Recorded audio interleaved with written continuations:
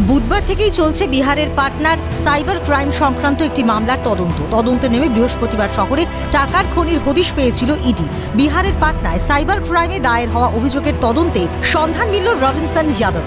কেষ্টপুরে রবীন্দ্রপল্লীতে Robinson যে বাড়িতে ভাড়া থাকতেন সেই বাড়ি থেকে প্রায় 1,85,00,000 টাকা উদ্ধার করেন ইডি আধিকারিকেরা। শুক্রবার এই মামলাতে ইডি গ্রেফতার করল মূল অভিযুক্ত রবিনসনের দুই সঙ্গী সন্তোষ যাদব এবং সাগর যাদবকে। সূত্রের খবর, এই দুই অভিযুক্তকে জেরা করে তল্লাশি চালিয়ে উদ্ধার হয়েছে আরও 90 লক্ষ টাকা। পাটনার কল সেন্টার মামলায় বঙ্গযোগ তৎপর ইডি। জানা গিয়েছে, বিদেশি নাগরিকদের ঠকিয়ে প্রতারণা করতেন অভিযুক্তরা। বৃহস্পতিবার মূল অভিযুক্তের কেষ্টপুরের ভাড়া বাড়ির পাশাপাশি সেক্টর 5-এর একটি আবাসনেও তল্লাশি চালানো হয় বলে জানা গেছে। উদ্ধার হওয়া টাকা সল্টলেকের একটি ব্যাংকে জমা দেওয়া হয়েছে।